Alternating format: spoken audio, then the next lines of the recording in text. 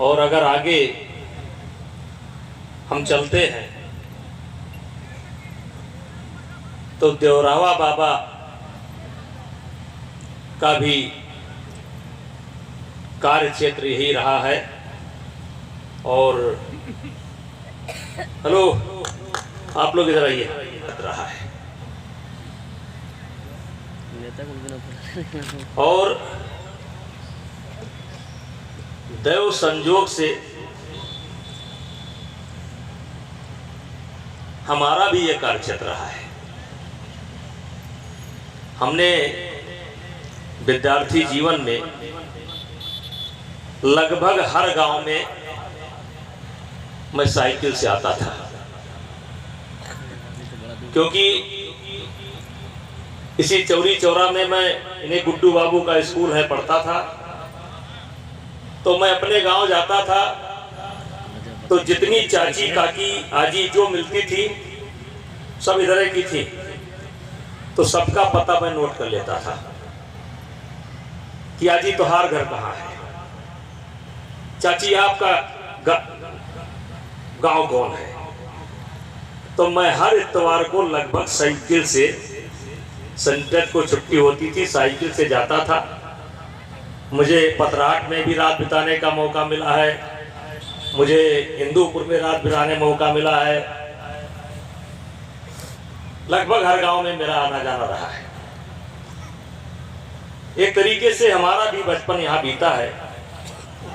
और ऐसी धरती पर मुझे जब पंकज जी ने आमंत्रित किया तो मुझे वो अपनी टूटी हुई साइकिल याद आई, और फिर रिश्तेदारों के दरवाजे याद आए, फिर एक चुनाव में प्रचार करने के लिए मैं आया था वो याद आया, और फिर मैंने कहा कि मैं जरूर आऊंगा। और आज इस कार्यक्रम में जिनके कारण ज्ञान प्रकाश जी, देवी शरण जी, गंगा शरण पांडे जी, पप्पू सिंह जी, शैलेंद्र शाही जी, बंटी सिंह, इनके यहाँ भी मैं भोजन करने का मौका मिला है। और ईश्वर चंद जायसवाल जी, मैंने बताया हमारे बचपन के सहयोगी हैं।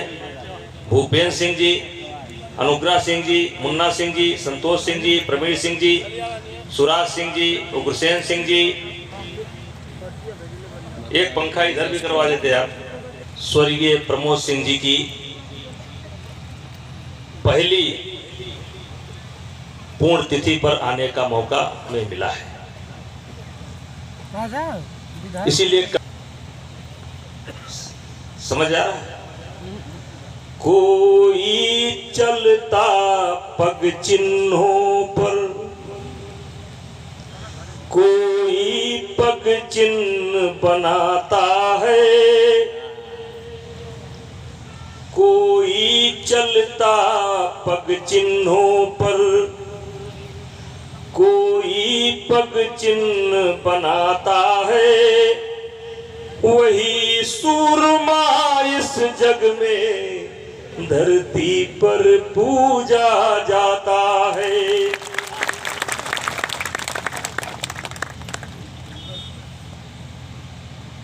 लेकिन एक बात ये भी सत्य है, जो आया है वो जाएगा। और इसीलिए मुझे अभी एक कविता याद आ गई कि बलि विक्रम बेड़ दधीच गई। जाने का बहुत अफसोस नहीं करना चाहिए।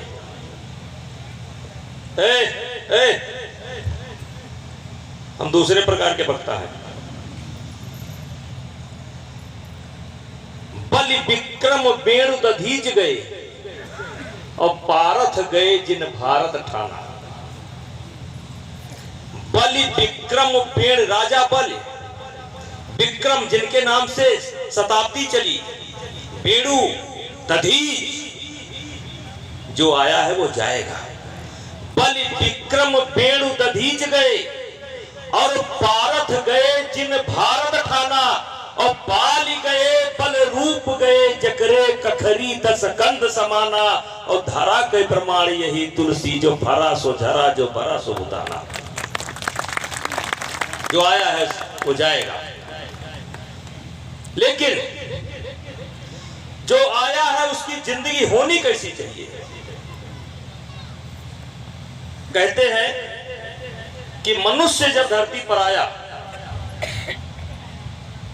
तू आया जग हंसा तू रोया। तू आया, जब बच्चा पैदा होता है तो बच्चा रोता है और घर में खुशी से थाली बजती है, चारों तरफ संदेश जाते हैं कि लड़का हुआ, पुत्र की प्राप्ति हुई, लेकिन वो बच्चा रोता है। तो किसी ने कहा है कि तू आया जग हंसा तू रोया और बसर कर ऐसी जिंदगी, बसर कर ऐसी जिंदगी तू हंसते जा जग रोए। और वही कुछ मुझे यहां पर दिखाई पड़ रहा है। लेकिन मेरे भाइयों, मैंने पहले कहा कि जो आया है वो जाएगा, लेकिन अपने पीछे छोड़कर क्या जाएगा? कर्म, सत्कर्म। जो सत्कर्म छोड़ करके जाता है, अपने कर्म के द्वारा कुछ ऐसा करके जाता है, वो जाने के बाद भी बहुत दिनों तक जीवित रहता है। लेकिन अफसोस तो तब होता है, अफसोस तो तब होता है कि आप किसी नौजवान से पूछिए कि आप क्या कर रहे हैं, तो वो कहेगा अभी सोचे नहीं है। क्या करना चाहते हैं, अभी सोच रहे हैं। यह अफसोस होता है।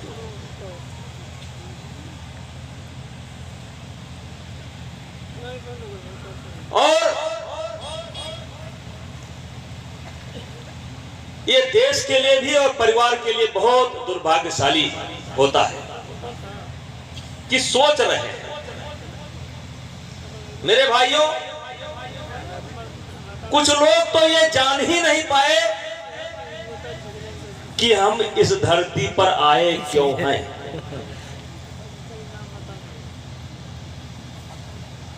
84 लाख प्रकार के जीव हैं इस धरती पर।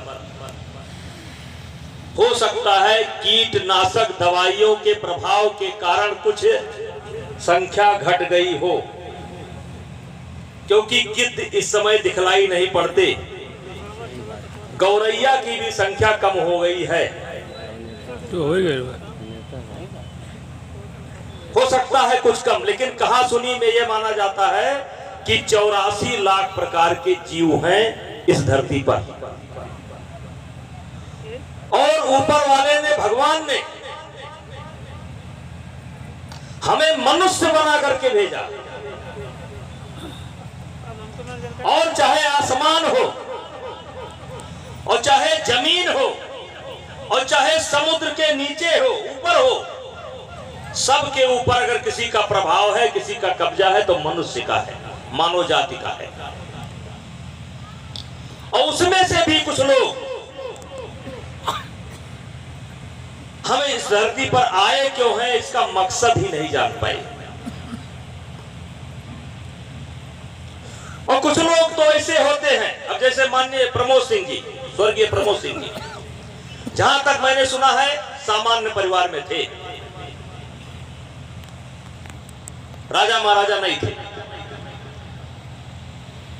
और भिखारी भी नहीं थे, बीच के श्रेणी में थे। पढ़े लिखे, चिंतन किया होगा, अपने आप से बात किया होगा, खुली आंख से दुनिया को देखा होगा, खुली आंख से हिंदुस्तान को देखा होगा, बैठे बैठे बंबई की कल्पना की होगी और निकल पड़े, और निकल पड़े तो इतिहास बना गए। और वहीं पर उन्हीं के समकालीन तमाम ऐसे लोग होंगे जो ये जान ही नहीं पाए कि हम पैदा क्यों हुए हैं। और इसीलिए मैं पन्नेलाल भाई कहता हूं, कुछ लोग ऐसे होते हैं सिर पर कुलीनता का टीका, सिर पर कुलीनता का टीका, मेरे दादा ये, मेरे बाबा ये। अरे भाई, दादा ये, बाबा ये, तुम क्या भाई? सिर पर कुलीनता का टीका, भीतर जीवन का रस फीका, कुछ ऐसे भी नर होते हैं कुल को खाते और खोते हैं।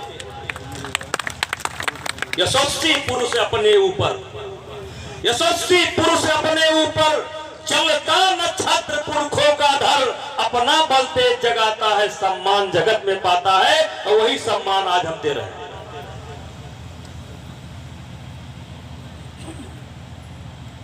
इसलिए मेरे भाइयों, मैं चाहे बच्चों के बीच में जाऊं, विद्यार्थियों के बीच में जाऊं, मैं कहीं भी जाता हूं तो सबसे यही कहता हूं, कर्म करो, काम करो। अब कौन सा कर्म करें, कौन सा कर्म करें? काम करो। कौन सा काम करें? अरे भाई, आपके सामने जो मौजूद हो वही काम करो। अगर आप विद्यार्थी जीवन में हो तो विद्यार्थी जीवन वाला कर्म करो, अगर आप किसान हो तो किसान वाला कर्म करो, आप अध्यापक हो तो अध्यापक वाला कर्म करो, आप खिलाड़ी हो तो खिलाड़ी वाला कर्म करो, कर्म करो। आज जैसे शूद्र, शूद्र, वैश्य, ब्राह्मण, क्षत्रिय, मैं बड़ी जिम्मेदारी के साथ बोलता हूं कि जन्म से हर आदमी शूद्र होता है, हर आदमी जन्म से शूद्र होता है। और कर्म के आधार पर वो शूद्र से जब ऊपर जाता है तो वैश्य बनता है, और जब उसका चिंतन और बढ़ता है, कर्म करता है, तो क्षत्रिय बनता है, और जब उसका और चिंतन बढ़ता है तो पर ब्रह्म को प्राप्त करता है, तब वो ब्राह्मण बनता है। भगवान कृष्ण ने कहा, मैंने तो 4 वर्ण की रचना की है, गुण के आधार पर, गुण के आधार पर हमने 4 वर्ण बनाए, वो भी गुण के आधार पर, और कर्म के आधार पर शूद्र ब्रह्म को प्राप्त कर सकता है। मैं बहुत दार्शनिक बात नहीं करूंगा, लेकिन इतना सिर्फ कहना चाहता हूं कि आज अपने नाकामी का दोष कोई सरकार पर डालता है, कोई किसी पर डालता है कि भैया हमारा तो बहुत बढ़िया काम धाम था, लेकिन फला ने हमको दिक्कत कर दिया, हमारा तो बाबा थे तो हमारी बड़ी अच्छी व्यवस्था थी, अब थोड़ा गड़बड़ा गई है। और इसलिए मैं हर व्यक्ति से कहता हूं, एक गजल की एक लाइन है कि जिंदगी भर तो हुई गुफ्तगू गैरों से मगर, गुफ्तगू माने बातचीत, जिंदगी भर तो हुई गुफ्तगू गैरों से मगर। अभी आप जाएंगे, कहां गए थे? पंकज बाबू के यहां गए थे, कौन कौन आया था? फला फला आए थे। नाश्ता पानी की व्यवस्था कैसी थी? बहुत अच्छी थी। मतलब जो नहीं पूछना चाहिए सब पूछेंगे और आप बैठ कर बताएंगे। और इसीलिए किसी ने कहा है कि जिंदगी भर तो हुई गुफ्तगू गैरों से मगर, गुफ्तगू माने बातचीत, जिंदगी भर तो हुई गुफ्तगू गैरों से मगर, आज तक हमसे तुम्हारी न मुलाकात हुई, आज तक हमसे हमारी न मुलाकात हुई, आज तक तुमसे तुम्हारी न मुलाकात हुई। कभी अपने आप से पूछा ही नहीं। दूसरे का हालचाल सब लेते हैं, अपना हालचाल कभी नहीं लेते। ये हमारे सामने जो समस्याओं का अंबार खड़ा है, ये कैसे दूर होगा? अरे ये दूसरे से मत पूछो, अपने से पूछो। फुर्सत नहीं है आदमी को। 5 मिनट के लिए, 10 मिनट के लिए आदमी सीरियस नहीं होना चाहता है।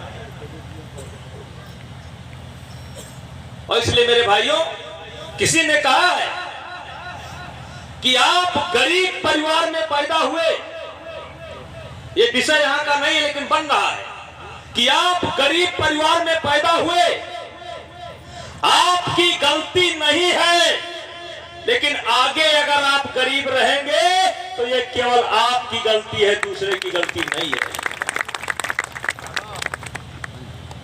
बस वही हमारे दादा ये, हमारे दादा वो, हमारे दादा वो। एक बार मैं एक जगह, हमारे संचालक महोदय हमारा भाषण सुना नहीं, हाँ यहाँ इधर आइए, हाँ इसे 3 काम करते हैं, लगभग सब हाथ उठ गया, लगभग सब हाथ उठ गया। तो एक कार्यकर्ता को मैंने खड़ा कराया, उनका नाम था बाबूलाल तिवारी। हमने कहा सबसे पूछेंगे तो बड़ा समय लगेगा, ये बताइए बात समझ में आ रही है कि नहीं? नहीं आ रही है? बोले कि रहने दें? अरे समझ में आ रही हो तो बोले नहीं, हम चले आप छक्का पंजा मार करके आ रहा है। तो हमने बाबूलाल तिवारी को खड़ा कराया, जैसे मैंने इनसे खड़ा कराया। हमने कहा बाबूलाल तिवारी जी ये बताइए कि आप बाजार कै बजे पहुंच जाते हैं? कहीं भैया 10 बजे पहुंच जाते हैं। तो हमने कहा बाजार पहुंचने के बाद कुछ काम थाने का आ जाता होगा, कुछ काम तहसील का आ जाता होगा, कहीं झगड़ा लड़ाई भी हो जाती होगी, तो आप लोग उसको निपटाते होंगे। तो उन्होंने बताया हाँ निपटाते हैं। तो हमने पूरा रूटीन गिनाया, हमने कहा निपटाते निपटाते निपटाते शाम हो जाती होगी। कहा हाँ नेताजी शाम हो जाती है। तो हम कहें शाम को घर चले जाते होंगे, आप भी चले जाते हैं ना? अच्छा ठीक है, तो घर चले जाते होंगे। तो दिन भर इतना मेहनत करते हैं, थाना पुलिस कचहरी तहसील लेखपाल, तो भूख भी लग जाती होगी, लग जाती होगी। तो भोजन हो जाता होगा, भोजन होने के बाद थोड़ा देर हाल चाल गपशप, आज ये हुआ कल हुआ हुआ, फलाने से मुलाकात हुई थी, ये आए थे वो आए थे, निपट जाता है। उसके बाद नींद आ जाती है, क्योंकि दिन भर भाग दौड़ ज्यादा रहती है। मैं थोड़ा संक्षेप कर रहा हूँ, जल्दी जल्दी कर रहा हूँ। तो मैंने उनको सुबह तक पहुंचा दिया। तो हमने कहा सुबह, क्योंकि उस समय गाँव में शौच की व्यवस्था नहीं थी जबकि ये बात है। तो हमने कहा सुबह आप लोटा वोटा लेकर के शौच के लिए चले जाते होंगे? कहीं हाँ नेताजी चले जाते हैं। हमने कहा फिर दतुवन या मंजन करते होंगे? कहीं हाँ नेताजी करते हैं दतुवन मंजन।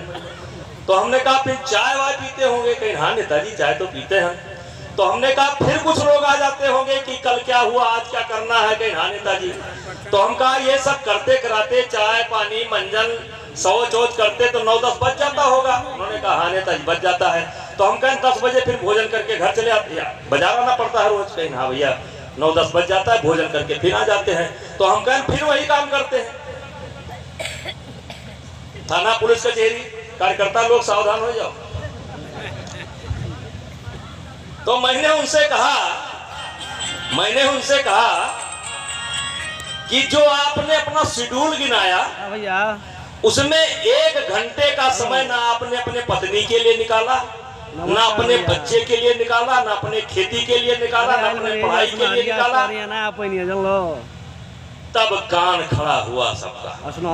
गाड़ी लेकर हमने कहा 24 घंटे में जब आपने 1 घंटा भी समय अपने परिवार को नहीं दिया, अपने व्यवसाय को नहीं दिया, अपनी खेती को नहीं दिया, अपने दरवाजे के गाय के बारे में चिंता नहीं की, भैंस के बारे में चिंता नहीं की, अच्छा ठीक तो इसका मतलब ये हुआ कि आप नेता तो लोकप्रिय हैं, लेकिन आप अपने घर के सबसे बड़े लोफर हैं।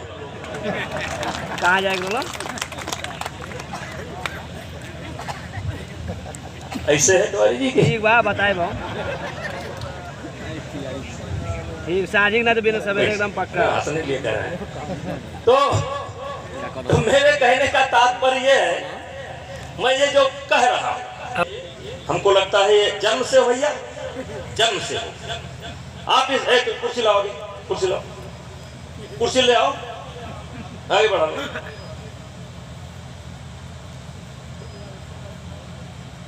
अब जैसे देखिए दिव्यांग है, इनका पैर खराब है और हमने सुना है कहां से मेडल लाया?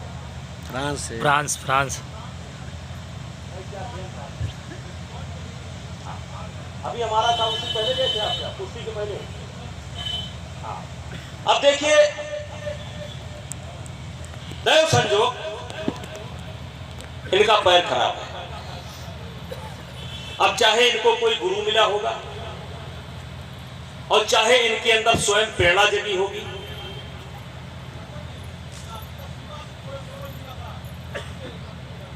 हमारा ही आशीर्वाद आपको। अच्छा चलिए, हम बड़े भाग्यशाली हैं। चलिए कोई बात नहीं। कहने का मतलब ये है, मैं जो कहना चाहता हूं, ये हमारा बेटे के समान है, दो पैर खराब है, अपने बल पर ये चल भी नहीं सकता। ये वर्ल्ड का मेडल ला सकता है, ये विश्व का मेडल ला सकता है, लाया है। और ये क्रिकेट नहीं है जहां से मेडल लेकर के आया है। रेसलिंग। क्रिकेट में दुनिया के 10 देश खेलते हैं, 12 देश खेलते हैं, और जहां से ये मेडल लेकर के आया है 60 देश, 70 देश, 80 देश खेलते हैं। उसमें 86 कंट्री के बीच से ये मेडल लेकर के आया है। और इसीलिए मैं कहता हूं, है कौन काम ऐसा जग में टिक सके आदमी के मग में, ठम ठोक ठेलता है जब नर पर्वत के जाते पांव उखड़, और मानो जब जोर लगाता है पत्थर पानी बन जाता है। आपके सामने उदाहरण है, इस व्यक्ति ने पत्थर को पानी बना दिया, लेकिन अफसोस होता है तब सिर पर कुलीनता का टीका, भीतर जीवन का रस पीका। कुछ ऐसे भी नर होते हैं, कुल को खाते और खोते हैं, यशस्वी पुरुष अपने ऊपर चलता नक्षत्र पुरखों का धर, अपना बल तेज जगाता है, सम्मान जगत में पाता है। तो उसी खेती के माध्यम से लक्ष्मी आपके घर में आएगी। अगर कोई व्यवसाय आपका है तो उसी माध्यम से आपके घर में आएंगे।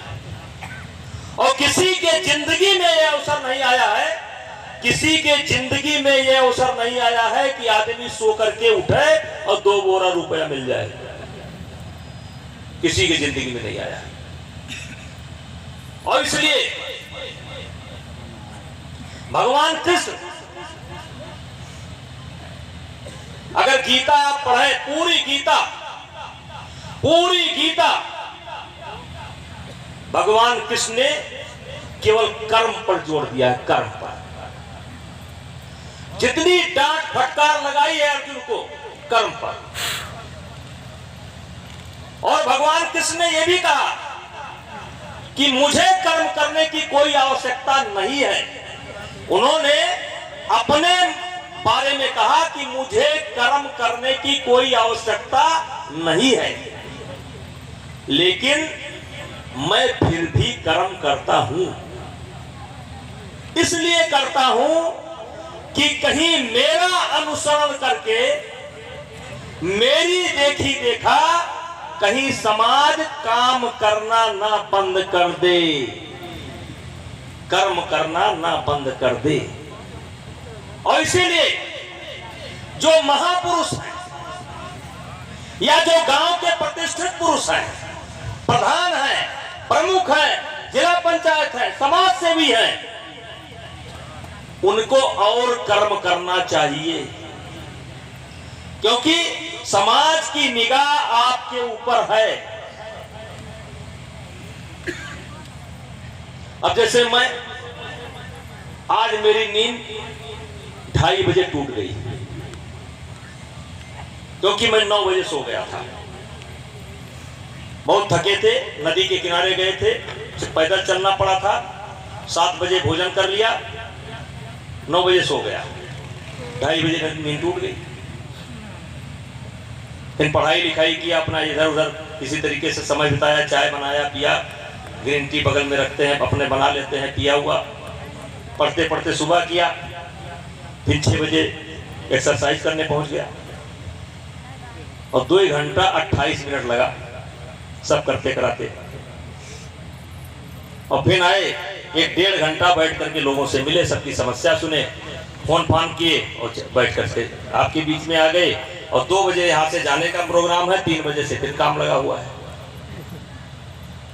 तो मेरे भैया, ये प्रमोद सिंह जी से उदाहरण लेने की जरूरत है। इनकी पूर्ण तिथि तब सफल मानी जाएगी, इनकी पूर्ण तिथि तब सफल मानी जाएगी जब आप इनके कर्म से कुछ आप प्रेरणा लें। अगर कुछ प्रेरणा आप लेकर के जाते हैं तो ये पूर्ण तिथि सफल है। एक कलाकार है, पानी हमने रोक दिया था, पानी किसने कहा पानी मंगाने आपको? स्थिति में वो निकले, किन परिस्थिति में जाकर के काम किए।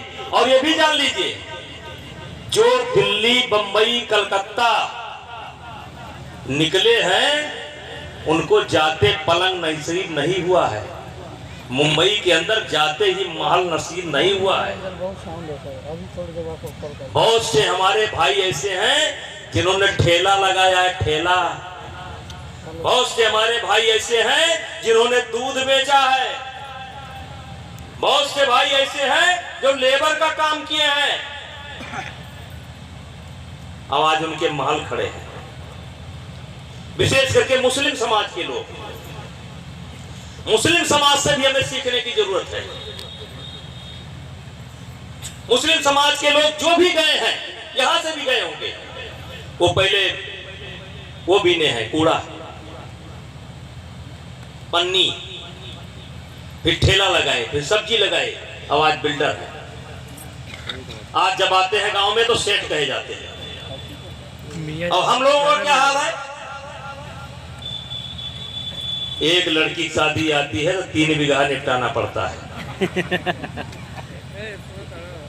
बहुत से लोग ऐसे हैं, एक लड़की की शादी आती है तो पक्का 3 बीघा बेचना पड़ता है। इसलिए मेरे भाइयों, रोना मत रोइए।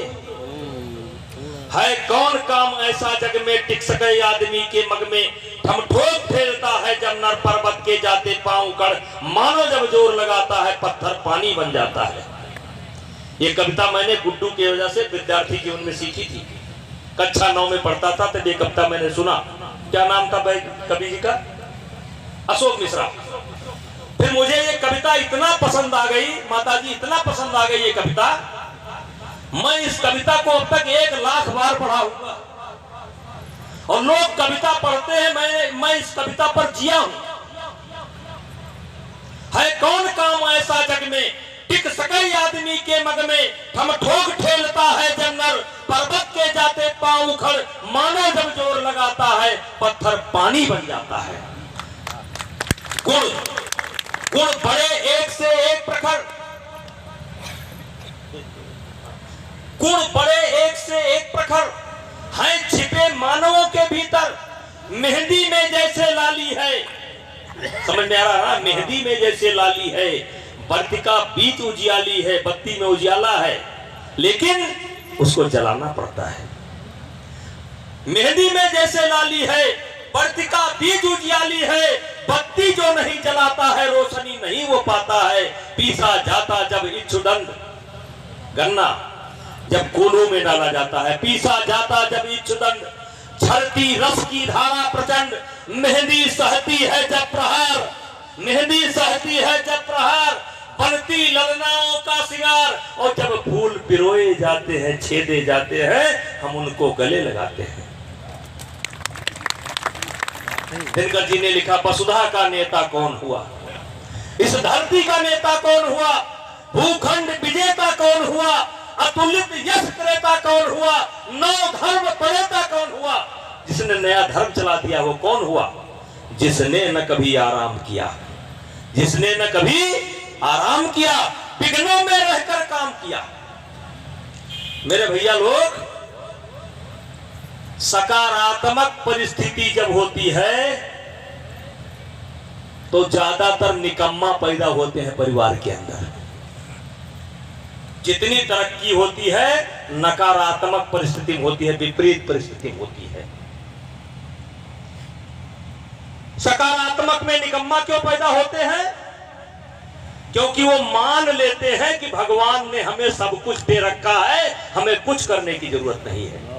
और जिस दिन वो मान लेते हैं, आप मान लेते हैं कि भगवान ने हमें सब कुछ दे रखा है, और उसी दिन से पतन शुरू हो जाता है।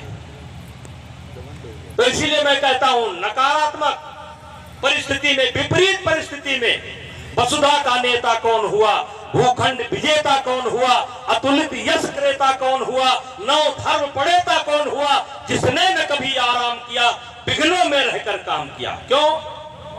जब विघ्न सामने आते हैं सोते से हमें जगाते हैं, जब विघ्न सामने आते हैं सोते से हमें जगाते हैं, तन को मरोड़ते हैं पल पल, मन को झंझोड़ते हैं पल पल, और सतपथ की ओर लगाकर ही जाते हैं हमें जगा कर रही। और पहलवान जी लिखा है, वाटिका और वन एक नहीं भैया, वाटिका पार्क और जंगल एक नहीं हो सकते। नमस्कार पतराट नरेश। वाटिका और वन एक नहीं, पार्क और जंगल में फर्क होते हैं। क्योंकि पार्क में कांटे नहीं होते, फूल होते हैं, कांटे नहीं होते, लेकिन जंगल में फूल भी होते हैं, कांटे भी होते हैं। तो दिनकर जी लिखते हैं, वाटिका और वन एक नहीं, आराम और रण एक नहीं। रण का मतलब कर्तव्य है, युद्ध नहीं है। एक समय था कि आप लोगों ने, स्त्रीनेत समाज के लोगों ने, शहादत खान जो फैजाबाद से आया था और आपके क्षेत्र को कब्जा करना चाहता था, आप लोग संगठित होकर के हुनर को लेकर के शहादत खान को फैजाबाद भगाने का काम किए। आपने अंग्रेजों से भी गोरखपुर को मुक्त कराने का काम किया।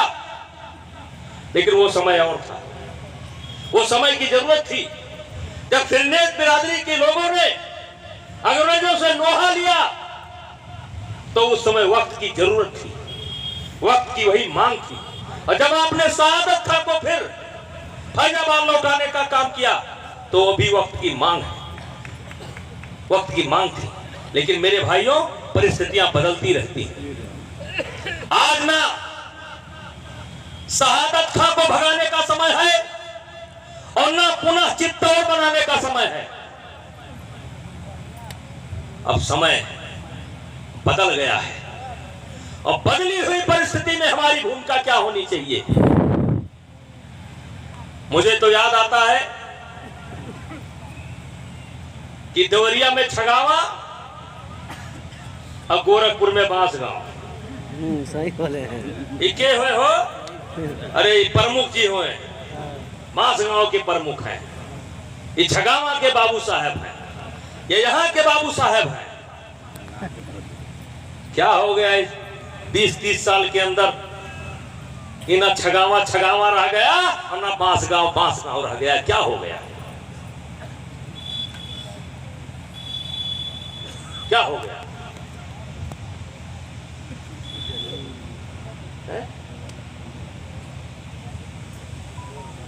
भूल गए अपने को।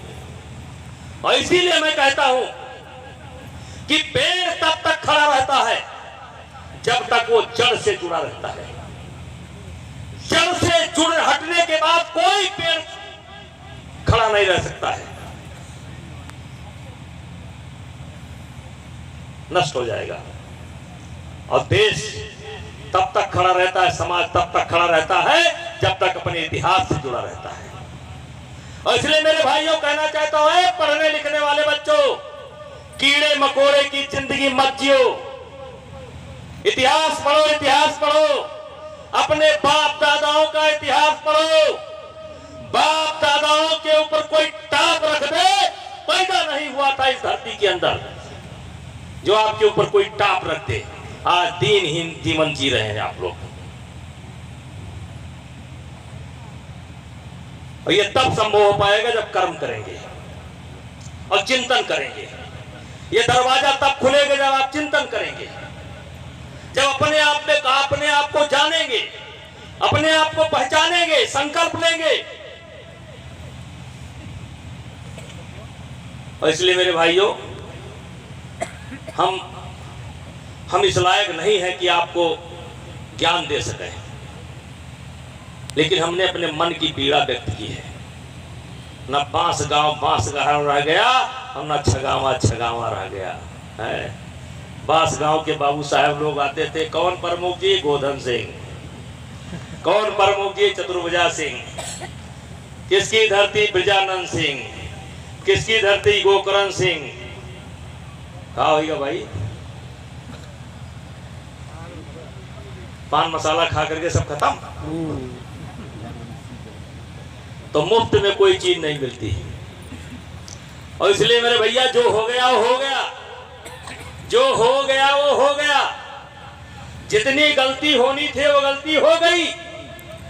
आज से गलती नहीं करेंगे, क्योंकि असनार में प्रमोद बाबू के पूर्ण तिथि पर ब्रजभूषण सिंह आए थे और इशारा करके गए हैं, कर्म करो, कर्म करो, कर्म करो, कर्म करो, कर्म करो।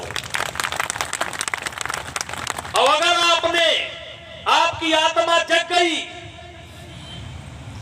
अब आपने, हम ये नहीं कहते कौन काम, जो आपके सामने हो। अरे कोई काम नहीं तो जाकर के देखिए, घर में जाला लगा होगा, उसी साफ करिए। काम खोजो तो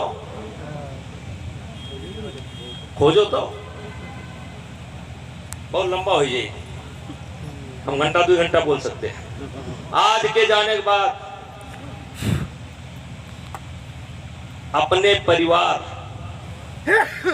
अपन दरवाजा, अपन बाल बच्चे, खेती बाड़ी, कारोबार पर आप लोगों की निगाह होनी चाहिए। निगाह होनी नहीं चाहिए, निगाह होनी ही चाहिए। और शर्म त्याग दो, शर्म त्याग दो। किसी किताब में नहीं लिखा है कि आप बड़े आदमी हो जाए तो अपने खेत को ना जाए। किसी किताब में नहीं लिखा है। किसी किताब में नहीं लिखा है कि आप बड़े आदमी हो जाए तो गाय का गोबर ना उठाओ। किसी किताब में नहीं लिखा है। और किसी किताब में नहीं लिखा है कि आप बड़े हो जाएं तो आपका बच्चा किसके साथ जाता है, किसके साथ बैठता है, कहां बैठता है, कहां उठता है, खेलता है कि नहीं खेलता है, पढ़ता है कि नहीं पढ़ता है। यह भी आपकी जिम्मेदारी है। एक बार पहलवान जी, एक लड़के को आजीवन कारावास की सजा हो गई। तो जज ने पूछा उससे कि ये बताओ कि तुमको आजीवन कारावास की सजा हुई है, तुम्हारी कोई इच्छा है? क्योंकि तुमको तो अब जीवन भर जेल में रहना है। तो उसने कहा, हाँ जज साहब, मेरी एक इच्छा है। कहीं बताओ? कहीं मेरी इच्छा है कि हमारे साथ जब तक हम जेल में बंद रहें, हमारे बगल में हमारा मम्मी भी रहे, हमारा पापा भी रहे। जब तक हम सजा काटी तब तक वो रहे।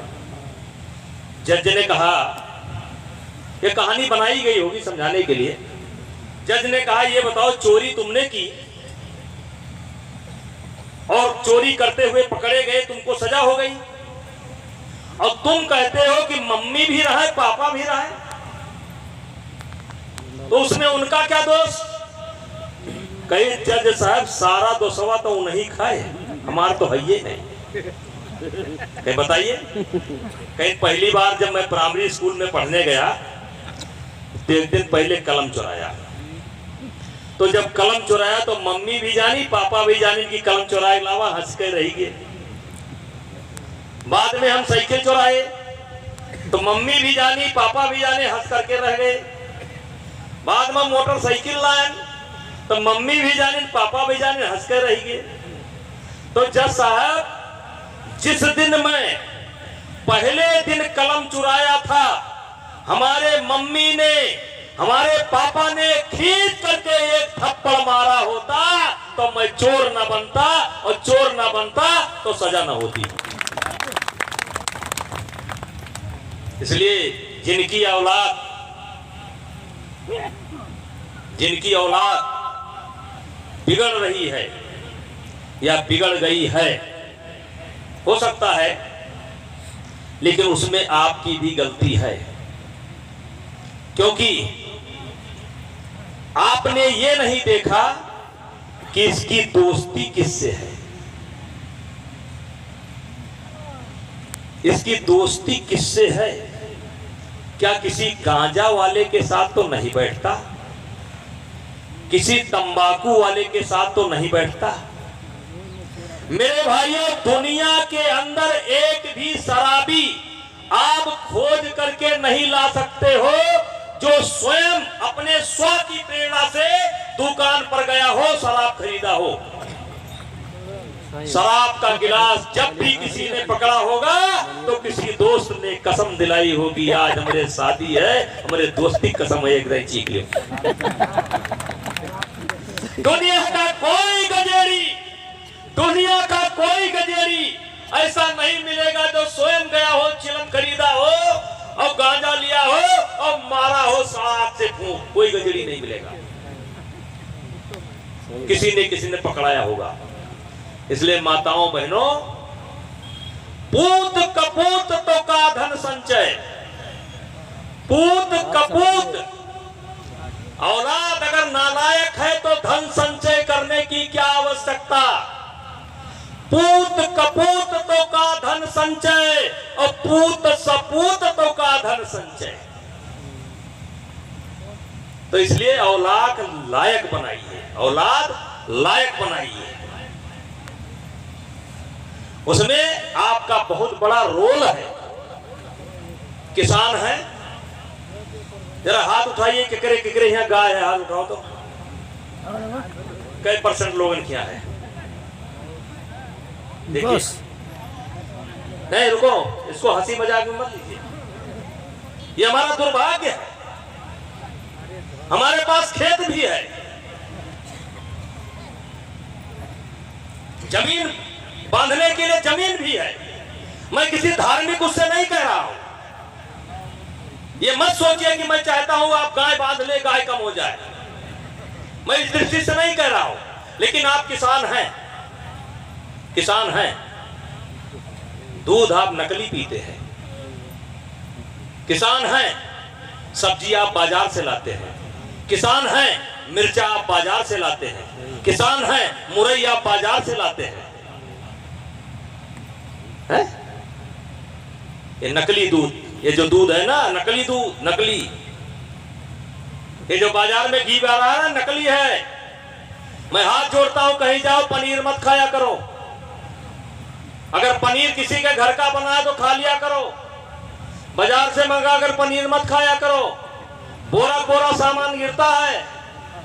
और जय होए बाबा रामदेव के, इतना गाय पाले हैं बेचारे, वाह रे रामदेव भाई वाह, उनके घी हुए नहीं चुका। संजोग से हमारे यहाँ भी घी होता है, मतलब हम गाय के शौकीन है, जो लोग कहे जानते हैं, तो घी थोड़ा ज्यादा हो जाता है। तो हमारी पत्नी जो है वो बेच देती है, हंसो ना, ज्यादा होता है बेच देती है। तो हमने उनसे कहा का भाव बेचती हो? कहीं 600 रुपया किलो जाता है। हम कहा 600 में दिए को तो ताले में बहा दियो, अगर 600 में देना हो तो इसको ताल में बहा दो। आज कह करके आया हूं कि 600 में अगर देना है देखा कुकरे पिया दो, क्योंकि 33 लीटर गाय के दूध में 1 किलो 170 ग्राम घी निकलता है। कितने? 33 लीटर दूध, 33 लीटर में 1 किलो 170 ग्राम दूध निकलता है। तो इस हिसाब से जोड़ लीजिए, अगर 50 किलो के हिसाब से लगा लीजिए तो 1700 का तो दूध हो गया। हमारे पत्नी जी दयालु है, वो 66 बेचे थे। और मेरे भाइयों, मैं कहना चाहता हूं कि गांव में दूध के अलावा कौन सा आहार है जो आपके बच्चे को तगड़ा कर देगा? दूध ही एक ऐसी चीज है जो आपको भी मिल जाएगा, बच्चे को भी मिल जाएगा, पत्नी को भी मिल जाएगा। कोई यदा कदा रात बिरात आ गया, उनको भी एक गिलास दूध रोटी दे दीजिए। तो हम सब लोगों ने यही कर्म करना बंद कर दिया। गाय पालो, भैंस पालो। मैंने कहा कि जो संसाधन आपके पास है उसी से आपकी जिंदगी बदलेगी।